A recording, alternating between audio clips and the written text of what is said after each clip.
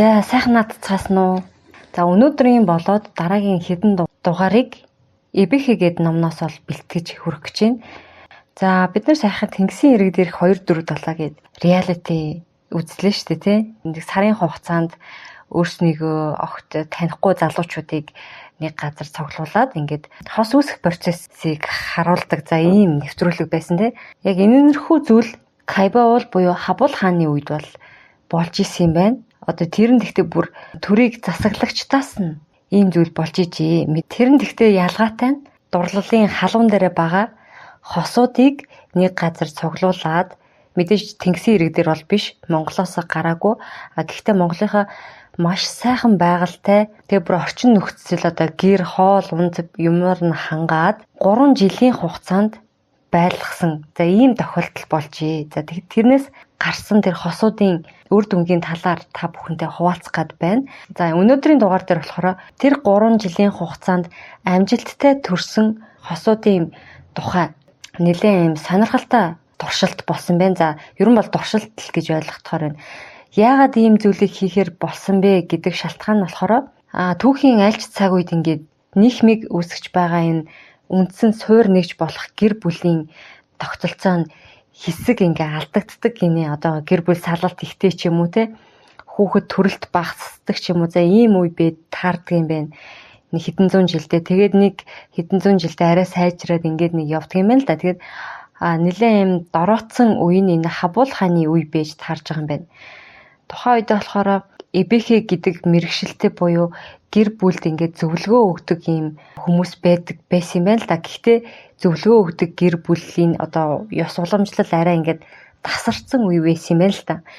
Тэр үед чинь мэдээж одоогийнхоос шал өөр докторгүй дайн дажинтай байсан л үе. Гэхдээ арай нэг докторжиж эхэлж явах үедээ Хабул хаан за энэ Эбэхэ гэдэг энэ гэр бүлийн зөвлөгөө өгдөг үлгэр жишээч гэр бүлүүдийнхаа тоог нэмий. Ингээ бүр хайгаад үтсэн чинь нийт 13 овог отгоос сая орчим хүн дундаас 3хан гэр бүл олсон гэж байгаа байхгүй. Тэр нь 2 нь олхнууд аймагаас нэг нь болохоор Хэрэг аймагаас ийм 3 хос олсон гэж байгаа. Энэ хосууд нь ямар шалгууртай байдаг вэ гэхээр 30-аас дээш жил хамтдаа ханилсан. Тэгээд өөр хүүхдүүдээ зөв өсгөж хүмүүжүүлсэн, боожулсан, нас бид хүрсэн. За ийм шалгууртай хосуудыг хайгаад үсгээр 3хан гарч ирсэн гэж байгаа. Тэгэхээр энэ бол нэлээд хэцүү байдалтай байсан гэсэн үг. Тухайн нийгмийн гэр бүлийн байдал нь. За тэгэхээр энэ уламжлалаа эргээд сэргээхийн тулд яасан байх нь Эбэхэ 3 гэр бүл залуу хосуудад үлгэр жишээ болж зааж сургаж агаад олон Эбэхэ хосуудыг ингэж төрүүлэх үүднээс овог отгуудаас ийм залуу хосуудыг цуглуулсан юм байна. Залуу хосуудаа 4 шалгуурыг тавьжээ. За тэр нь юу байсан гэхээр нэгдүгээрт нь болохоор цусан бодлогоо зөрчөөгүй буюу ах トゥ хоорондоо цугаагүй 9 үеийн удмын нийцэлтэй зөрчилдөөнгүй байх гэж байна. За хоёрдугаарт нь болохоор 20-с бага хавартай хосууд гэж байна. За 20 наснаас бага үүний шалтгаан нь хос гэдэг төсөөллийн босромох төртөөгүй гэдэг шаардлага болно гэж байна.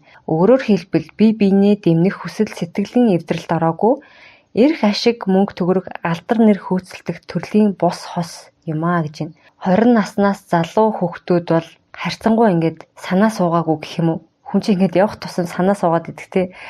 За ар гэрийг харна хэр одоо боловсралтай юм те яаж одоо гэр орноо авч явах юм гэдэг ч юм уу маш олон шалгуур ингээд бодоод эхэлдэг. 20-с доош бол нөгөө гинэн хонгор те тийм үе дээрээ байгаа залуусыг зориуд ингэж сонгож байгаа гэсэн үг юм байна. За 3 дугаарт болохоор 2 хосын огоовол биений инх сарвал нийгмийн дундаж болгох учраас дор дэмүү хит дээш жишг татаж болохгүй гэж байна.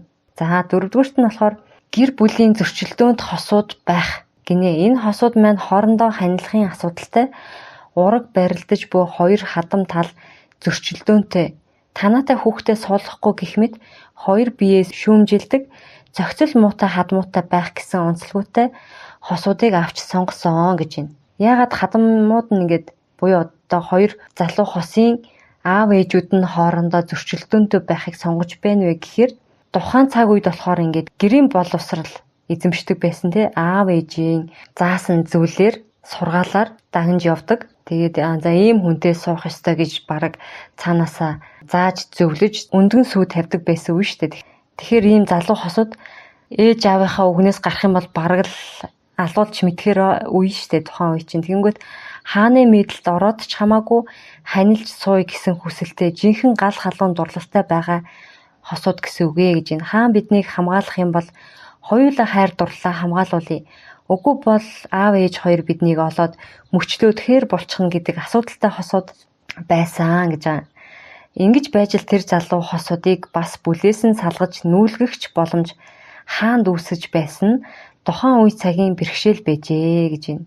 Одоогийн нийгмээс шалгуур. Одоо бол бид нар тэгж тэгтлээ ээж аав нь за энтэй суу тэрнтэй суухгүй бол тэхгүй ингэхгүй гэсэн шаардлага бол харьцангуй гайгүй. Бид нар ерөн бол өөрснөө л мэдээд хоорондоо суучж байгаа те. Тэгэхээр өнөө цагт бол энэ бол нэг асуудал биш харагдаж байна.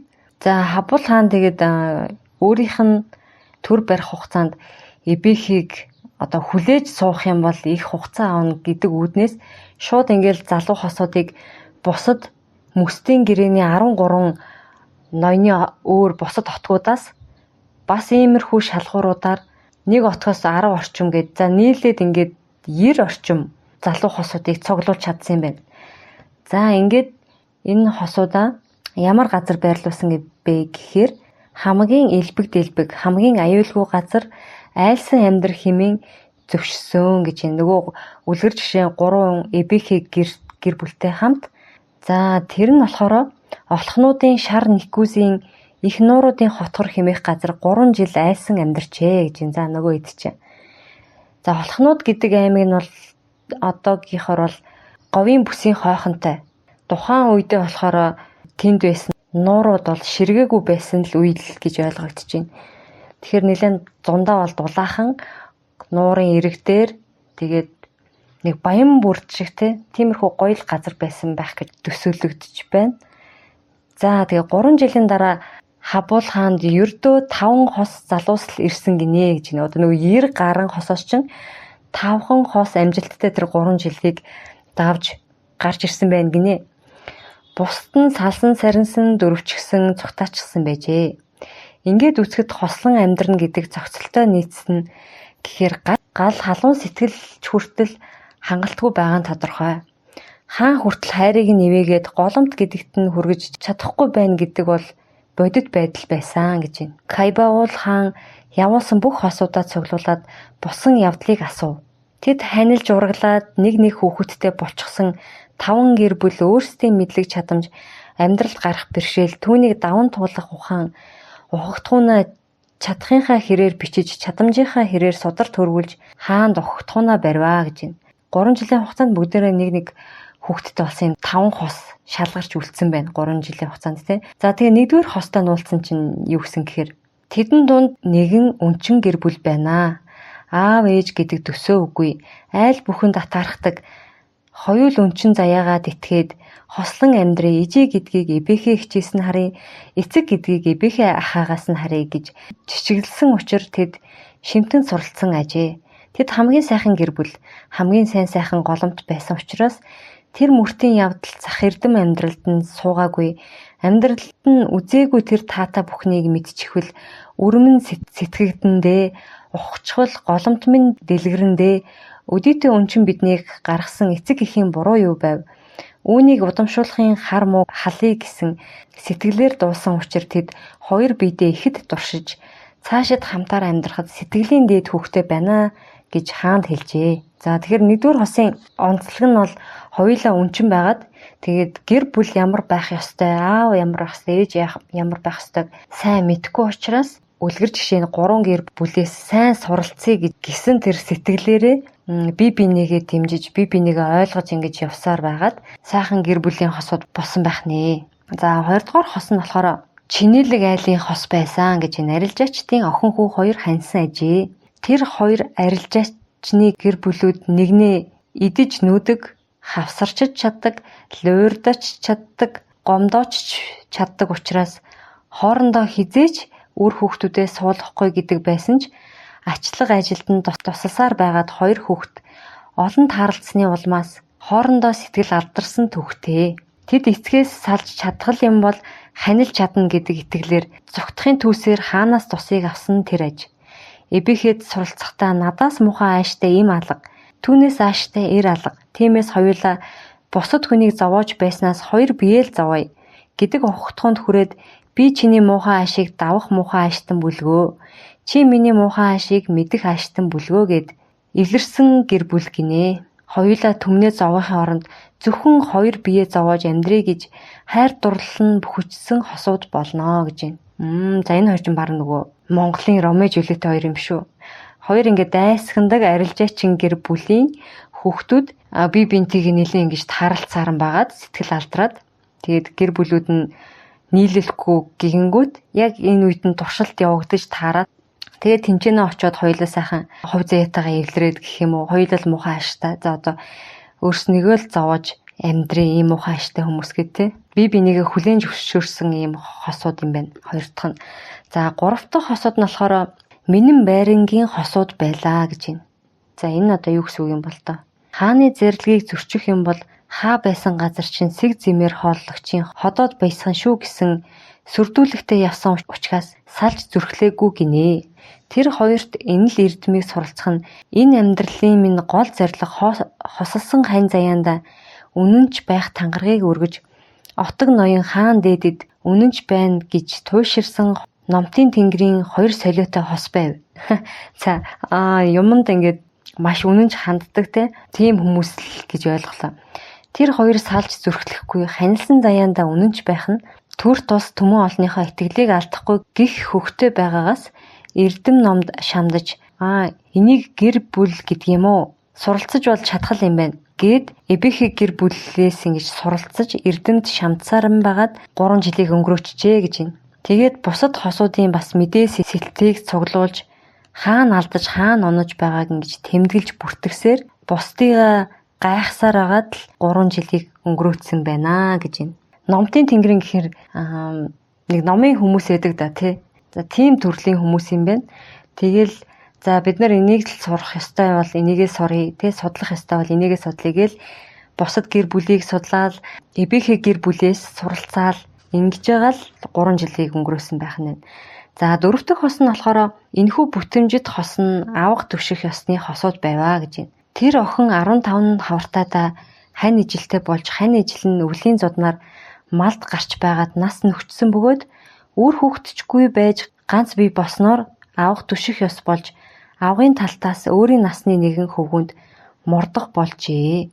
Гэтэл эд залуутай үр хүүхдч төрүүлж үзээгүй юм чинь заавал авах түших албагүй гэж гэр бүл нь хорилж гинэ. Гэтэл өнөө бүсгүй ханилах гэж буй авах түшиж буй залуудаа итгэжчилж нэгэнд дассан бүлээсээ хагцахгүй ханьсан нөхрийнхээ улбаатаас холдохгүй хадам эцэг минь ямар сайхан билээ.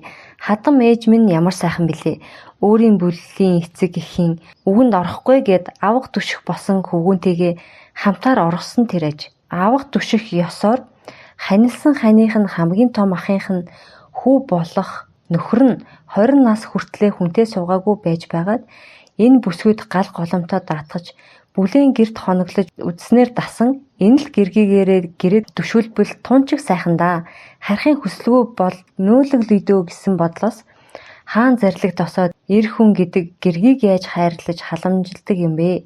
Эхнэр хүн нь юуг суралцвал гэр бүл хүчиждэг вэ гэдгийг ухаглаж тэнд өөрийн удамтын алдааг таних мэдэж өөрөө голомтоо яаж дэвжихээ ухамсарлаж хамгийн сайн хос болно хоёулаа. Авах түших нь тийм буруу ёсон бишээ гэдгийг уухайлахаар эргэн ирсэн түүхтэй хосууд байна гэж байна. За тэгэхээр тухайн үед болохоор одоо авах түших гэдэг нь дайн дайжинд маш олон ирчүүд нас бараад тэгээд тухайн бэлэвсэн үлдсэн эмэгтэйг үр хөвгтүүдтэй нөхрийнх нь талын хүмүүс харж хандах тийм үүрэгтэй байдаг байсан байна. Тэгээд хэрвээ ганц бие хүмүүс байх юм бол гэргийгээ болгож авч суух ёстой. Бүр яг авч суухгүй маа гэхэд тухайн эмэгтэйг үр хөвгтүүдтэй ингээд тижээж харж хандах тийм үүргийг хүлээдэг байсан байна л да энэ авах гэдэг ёс нь. Тэгэхээр тэр ёсоо бол заавал даах шаардлагагүй чи ч одоо хүүхдч гаргаагүй 15 настай юм чинь ингээл ээж аав нь дургуутчилтэй. Тэгсэн чинь өөрөө за би бол их сайн хадам аав ээжтэй л байсан юм шиг байна. Тэгээ дээрэс нь нөгөө залуу нь бас таалагдсан юм уу яасан те тэр аавынх нь ахынх нь хүүхэд гинүү тий 20 настай залуу байсан юм байна. За ингээд энэ хоёр зүхтагаад хааны хос цуглуулсан газар ирсэн юм байна. За тэгээд тавд нь болохоор тэнцсэн сүүлийн хос нь эрх танхил язгууртан охин боол 2 байна гинэ гэж байна. Мянгатын ноёны охин боолтойгоо ханилах гэлээ гэж эцгийн гашуур аваад сэтгэл алдарсан хөвгүүнээ алуулахгүй тулд хаан зарлиг тосож зүгтаасан 2 хос амжилттайгаар бүл болоод ирсэн байв. Хөвгүүн нь дорд заяанд төрсөн миний буруу биш. Дэлгэрхийн заяанд хүрэх нь миний зүтгэл гэсэн өндөр уухатай байхад охин нь намайг танхил эрхлүү зангаар минь хайрлаж чадах цор ганц хүн энэ боолтон бүлгөө. Бусад эр хүн чи ийм бай, тийм бай, инг тэг гэж ихэд зарлигддаг. Би тийм үгийг дэвчихгүй. Харин би зарлигдахад энэ миний зарлигийг нэг бүрчлэн биелүүлэхийн хүсэмжтэй. Тиймээс би энтэйгэл байна гэсээр ааштай хിവэр ирсэн гэдэг гэж байна. За баян айл ааштай охин хүнээс үг дуулахтай хэцүү тийм охин байх нь штэ. Чи тэг инг гэдэгт нь бол дурггүй. Харин нөгөө ноёны боол байсан залуу бол тухайн эхнэрийнхээ үгээр гэдэг болохоор би нэгэ хүлэн зөвшөөрсөн юм гэр бүл болжээ гэсэн байна. За ийм түүхтэй 5 хос тэнцэж ирж гинэ. Ингээд тэр 5 хосод цааш бүтэж дэлгэрхийн явдлаар чинь хаан бие тэтгэе. Сурсан эрдмээ одоо ахуйд буулга. Сургалсан ухаанаа одоо бид шингээ. Гээд өөрийн хүрээ голомтонд өрх болгон авсан түүхтэй гэж байна. За ингээд энэ 5 хос чинь бусад хосуудад үлгэр жишээ болох юм эбэхээ хосууд болж байгаа гэсэн үг шүү дээ тий. Арай жоохон хүн ам төвлөрсөн тийм газар хаан ивэлдээ аваад ингээд байлгасан байх нь. Тэгээд эднэрийг бэлтгэсний үр дүн нь 7 жилийн дараа гарч эхэлсэн байгаа. Яасан бэ гэхээр хаан өөрөө гайхсан гэж байгаа байхгүй. Дайн дэж ингээл мартцсан явж исэн чинь гинт ингээл 7 жилийн дараагаас ийшээч харсан жирэмсэн хүн, ийшээч харсан том гэцтэй хүмүүс энэ тэндгүүл ингээл маш их хүүхэд төрөлд айгүй ихсэн гэж байгаа. Тэгээ дээрэс нь ганц бие залуус хоорондоо ингэж нийлэх. Тэгээ нийлсэн хүмүүс нь хоорондоо эвтэй найртай амьдрах тэр одоо хугацаа нэлээд уртсан байгаа. Одоо гэр бүл салгалтын тоо багасаад доктортой гэр бүл төрөлтийн тоо ихсэн. За ийм эерэг зүйлсүүд бол гарсан байна гэж байгаа. Дараагийн дугаарт болохоор бүтлгүүцсэн хосуудын жишээнүүдийг одоо энэ чинь 6 хосын жишээ байна. Тэгээд дээрэс нь Кайбаул хаан бусад ноёд язгуурт нь одоо 10-100 мянгатын ноёдуудаасаа цуглуулад за чи гэр бүлийн амьдралдаа хэр сэтгэл хангалуун байна. Чи энэ жаргалтай байж чадж гин үү гэд баг 20-30 ноёдуудыг цуглуулгангуудаа сэтгэлийн сонссон байгаа байхгүй юу. За зарим нь бол олон хатантай байгаа, зарим нь бол ганц нэг, зарим нь одоо яадаг чи янз янзын хүмүүс ингээд өөрийн одоогийн гэр бүлийн амьдралдаа ийм байна, сэтгэл ханамжтай байна, ханамжгүй байна гэд ярьсан хэсэг байгаа байхгүй юу. Тэгэхээр энэ болгоноос Кайбул хаан хосын амьдрал гэр бүлийн сэтгэл зүй ахуйн энэ боловсролыг алдагдсан байсан тэр эбэхийн боловсролыг шинээр ингэж гаргаж ирсэн байгаа юм билэ. Тэгэхээр тэр талаар бол дараагийн дугаартаар үргэлжлүүлье. За тэгээд таалагдсан бол шеэр хийгээрэй манайхаа. Тэгээд дараагийн дугаар хүртэл түр баяртай.